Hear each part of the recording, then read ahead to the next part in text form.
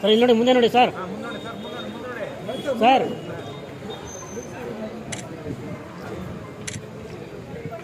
Madam madam ಒಳ್ಳೆದಾಗಲಿ. ಖಂಡಿತ 3 ದಿವಸದಲ್ಲಿ ನೋಡಿ. ಇವತ್ತೇ ಸಾಯಂಕಾಲ ಎಲ್ಲ ಬೆಳಗಾವಿಗೆ ಬನ್ನಿ. ಇವತ್ತೇ ಸಾಯಂಕಾಲ ನೋಡಿ ಈ ಪ್ರಚಾರವೇ ಹಾಗೆ ಒಂದು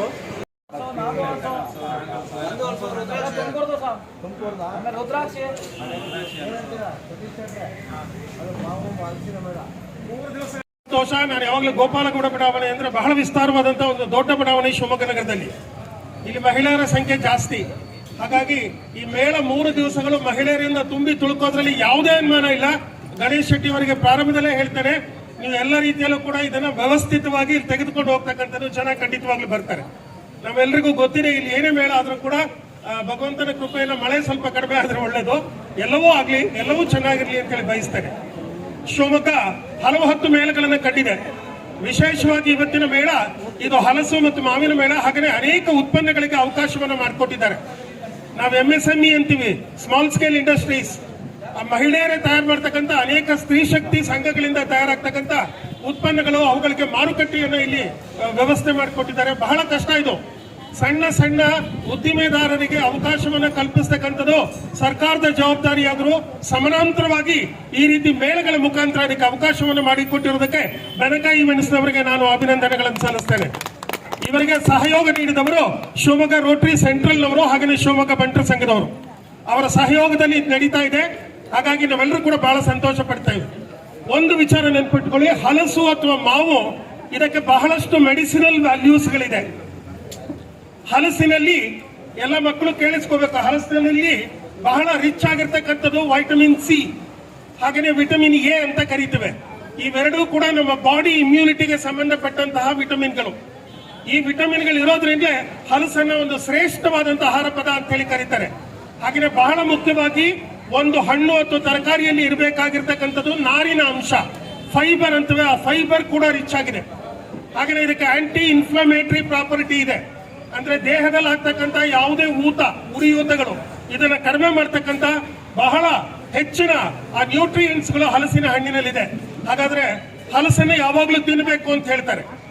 ಹಸಿದು ಹಲಸನ್ನ ತಿನ್ನು, ಉಂಡು ಮಾವನ್ನ ತಿನ್ನು ಅಂತೇಳಿ ಹೇಳ್ತಾರೆ. ಹಾಗಾಗಿ ನಾವೊಂದು 2 ಹಲಸಿನ ತೊಳೆನ ತಿಂದ್ರೆ ಸಾಕು, ನಮ್ಮ ಇಡೀ ಬೋವೆಲ್ ಅಲ್ಲಿ ನಮ್ಗೆ ತುಂಬಿಕೊಂಡಂಗಾಗುತ್ತೆ. ಆದ್ರೆ 1 ಗಂಟೆ ಒಳಗೆ ಅದು ಖಾಲಿ ಆಗುತ್ತೆ. ಕಾರಣ ಅದರಲ್ಲಿರ್ತಕ್ಕಂಥ ಫೈಬರ್ ಅಂಶ. ಹಾಗಾಗಿ ರಿಚ್ ಆಗಿರ್ತಕ್ಕಂಥ ಮೆಡಿಸಿನಲ್ ಪ್ರಾಪರ್ಟೀಸು ಹಾಗೆ ನ್ಯೂಟ್ರಿಯೆಂಟ್ಸ್ ಗಳಿಂದ ಇವತ್ತು ಹಲಸು ವಿಶ್ವದಾದ್ಯಂತ ಇವತ್ತು ಮೌಲ್ಯಯುತವಾದಂತಹ ಒಂದು ಉತ್ಪನ್ನ ಅಂತೇಳಿ ಕರೆಸ್ಕೊಂಡಿದೆ. ಹಲಸು ಮತ್ತು ಮಾವು ಇವತ್ತು ಎಕ್ಸ್ಪೋರ್ಟ್ ಆಗೋ ಮಟ್ಟಕ್ಕೆ ಬಂದಿದೆ ಅಂದ್ರೆ ಭಾರತ ದೇಶದ ಖಂಡಿತವಾಗಲೂ ಕೂಡ ಇದೊಂದು ದೊಡ್ಡ ಹಿರಿಮೆ ಮತ್ತು ಗರಿಮೆ. ಇಂಥ ಒಂದು ಮೇಳವನ್ನ ಇಲ್ಲಿ ಆಯೋಜನೆ ಮಾಡಿದ್ದೀರಿ. ಬಹಳಷ್ಟು ಜನರಿಗೆ ಹೊಸ ಹೊಸ ಆ ಉತ್ಪನ್ನಗಳನ್ನು ಪರಿಚಯ ಮಾಡಿ ಕೊಡುವವರಿದ್ದೀರಿ. ಹಲಸಿನ ಎಲ್ಲ ಪ್ರಾಡಕ್ಟ್ಗಳು, ಕೇವಲ ಹಲಸಿನ ಹಣ್ಣಲ್ಲ, ಹಲಸಿನ ಕಾಯಿ ಹಾಗೆ ಹಲಸಿನ ಬೀಜ, ಅದರಲ್ಲಿರ್ತಕ್ಕಂಥ ಪೌಡರ್ ಏನಿದೆ ತುಂಬಾ ಇದಕ್ಕೆ ಆಂಟಿ ಡಯಾಬಿಟಿಕ್ ಪ್ರಾಪರ್ಟೀಸ್ ಇದೆ.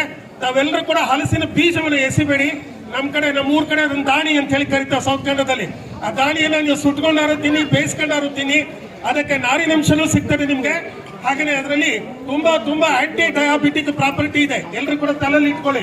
ಸಕ್ಕರೆ ಹಣ್ಣು ತಿಂದ್ರೆ ಬರ್ಬೋದು, ಆದ್ರೆ ಬೀಜ ತಿಂದ್ರೆ ಖಂಡಿತವಾಗ್ಲೂ ಸಕ್ಕರೆ ಬರಲ್ಲ. ಹಾಗಾಗಿ ಹಲಸಿನ ಮೇಳಕ್ಕೆ ಎಲ್ಲ ರೀತಿಯಲ್ಲೂ ಕೂಡ ನಾವು ಸಹಕಾರವನ್ನು ಕೊಡ್ತಾ ಇದ್ದೇವೆ. ಇದು ಯಶಸ್ವಿ ಆಗಲಿ ಅಂತ ಹೇಳಿ ಇಲ್ಲಿರ್ತಕ್ಕಂಥ ಎಲ್ಲ ವೇದಿಕೆಯಲ್ಲಿ ಇರ್ತಕ್ಕಂಥ ಬಂಧುಗಳ ಪರವಾಗಿ, ತಮ್ಮೆಲ್ಲರ ಪರವಾಗಿ ಈ 3 ದಿವಸದ ಮೇಳಕ್ಕೆ ನಾನು ಶುಭಾಶಯಗಳನ್ನು ಕೋರ್ತೇನೆ. ಹಾಗೆಯೇ ಬಂದಿರ್ತಕ್ಕಂಥ ಆ ಎಲ್ಲರಿಗೂ ಕೂಡ, ಬಂದಿರ್ತಕ್ಕಂಥ ವೆಂಡರ್ಸ್ ಅಂತ ಏನ್ ಕರಿತೇವೆ, ಅವರೆಲ್ಲರಿಗೂ ನೀವು ವ್ಯಾಪಾರ ಮಾಡಬೇಕು, ಅವರು ಕೂಡ ಖುಷಿಯಾಗಿ ಇಲ್ಲಿಂದ ಹೋಗ್ಬೇಕು ಅಂತಕ್ಕಂಥ ಸಂದೇಶವನ್ನು ಕೊಟ್ಟು ನಾನು ಮಾತನ್ನು ಮುಗಿಸ್ತೇನೆ. ಹಾಗೆ ಬೇಗ ಕಾರ್ಯಕ್ರಮ ಮುಗಿಲಿ ಅಂತೇಳಿ ಮೊದಲ ಬಾರಿಗೆ ನಾವು ಬ್ರಹ್ಮಾವರ ಹಲಸು ಮೇಳ ಮಾಡುವಾಗ 5 ವರ್ಷ ಹಿಂದೆ ನಮ್ಮ ಉದ್ದೇಶ ಹಲಸಿನ ಮೌಲ್ಯವರ್ಧನೆ ಮಾಡೋದಷ್ಟೇ ಇತ್ತು, ಬಿಟ್ರೆ ಬೇರೆ ಏನಿರಲಿಲ್ಲ. ಆದರೆ ಆ ಮೇಳ ಅನ್ನೋದು ಸಕ್ಸಸ್ ಆಗಿ ಎಲ್ಲ ಕಡೆ ಆಗಿ ಶಿವಮೊಗ್ಗದವರಿಗೆ ಬಂದಿದೆ. ಶಿವಮೊಗ್ಗದಲ್ಲಿ ಮಾಡುವ ಅಂತ ಹೇಳಿದ್ರೆ ಜಯಶೀಲಣ್ಣ ಹಾಗೆ ಅವರ ಮಿಸಸ್ ದೀಪ ಅವರು ಒಂದ್ಸಲ ಯಾವುದೋ ರೋಟರಿ ಕಾರ್ಯಕ್ರಮ ಸಿಕ್ಕಾಗ ಮಾಡುವ ಅಂತೇಳಿ ಮಾತಾಡಿದ್ದೀವಿ. ಅದಾದ್ಮೇಲೆ ಇಲ್ಲಿವರೆಗೆ ಬಂದಿದೆ. ಬಹುಶಃ ಒಂದು ಅದ್ಭುತ ಹಾಲಲ್ಲಿ ಒಂದು ಹಲಸಿನ ಮೇಳ ಆಗ್ತಾ ಇದೆ. ಇದಕ್ಕೆ ಕಾರಣಕರ್ತ ಯಾರು ಅಂತ ಹೇಳಿದ್ರೆ ಶಿವಮೊಗ್ಗದ ಎಲ್ಲ ಜನತೆ, ಹಾಗೆ ರೋಟರಿ ಕ್ಲಬ್, ಹಾಗೆ ಬಂಡ್ ಸಂಘ. ಬೆನಕ್ ಇವೆಂಟ್ಸ್ ನೆಪ ಮಾತ್ರ, ಯಾಕಂದ್ರೆ ಬೆನಕ್ ಇವೆಂಟ್ಸ್ ಎಲ್ಲ ಕಡೆ ಹಲಸು ಮೇಳ ಮಾಡಿದ್ವಿ. ಇದು ಕೂಡ ಸಕ್ಸಸ್ ಆಗಿದೆ. ಇಲ್ಲಿ ಕೂಡ ಆರಂಭದಲ್ಲೇ ಈಗ ಜನ ಬರ್ತದೆ ಬೆಳಿಗ್ಗೆನೆ.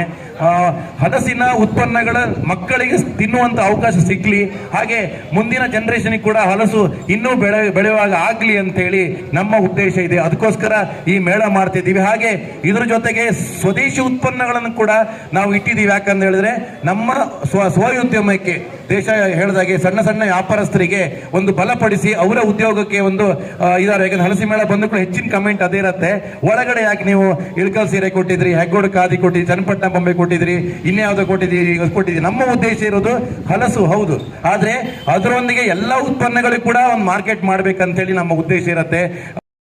ಇದು ರೋಟರಿ ಶಿವಮೊಗ್ಗ ಸೆಂಟ್ರಲ್ ಮತ್ತು ಬೆನಕ ಈವೆಂಟ್ಸು ಮತ್ತು ಭವನ ಬಂಟರ ಭವನ ಸಮಾಜದಿಂದ 3 ಜಂಟಿಯಾಗಿ ನಾವು ಕಾರ್ಯಕ್ರಮ ಆಯೋಜಿಸಿದ್ವಿ. ಈ ಕಾರ್ಯಕ್ರಮ ಮೂಲ ಉದ್ದೇಶ ಹಣ್ಣುಗಳನ್ನು ವಿವಿಧ ರೀತಿಯ ಹಣ್ಣುಗಳನ್ನು ಪರಿಚಯಿಸೋದು, ವಿವಿಧ ರೀತಿಯ ಪ್ಲಾಂಟೇಶನ್ ಪರಿಚಯ ಮಾಡೋದು, ವಿವಿಧ ರೀತಿಯ ಮನೆಯಲ್ಲಿಂದ ತಯಾರು ಮಾಡ್ತಾ ಸ್ವಂತ ತಯಾರು ಮಾಡಿದಂಥ ಪದಾರ್ಥಗಳನ್ನು ಪರಿಚಯ ಮಾಡಿಸೋದು. ಹಾಗೆಯೇ ನಮ್ಮದು ರೋಟರಿ ಕ್ಲಬ್ ಅದು ಓನ್ಲಿ ಸೋಷಿಯಲ್ ವರ್ಕ್ ಕ್ಲಾಸ್ ಒಂದೇ ಅಲ್ಲ, ಮತ್ತು ಸಣ್ಣ ಸಣ್ಣ ವ್ಯಾಪಾರಸ್ಥರು ಸಪೋರ್ಟ್ ಮಾಡೋದು, ಅವ್ರಿಗೂ ಒಂದು ಉದ್ಯೋಗದ ಉತ್ತೇಜನ ಕೊಡಲಿಕ್ಕೋಸ್ಕರ ನಾವು ಮಾಡ್ತಕ್ಕಂಥ ಈವೆಂಟು. ಅವರಿಗೆಲ್ಲ ಸಪೋರ್ಟ್ ಮಾಡಬೇಕಂತ ಆಮೇಲೆ ಕೇಳ್ಕೊತ ಎಲ್ಲ ವ್ಯಾಪಾರಸ್ಥರಿಗೆ ಶುಭವಾಗಲಿ ಅಂತ ಕೇಳ್ಕೊಳ್ತೀನಿ. ಇದು ಧನಂಜಯ ಅಂತೇಳಿ ಅಮೃತ ಫಲ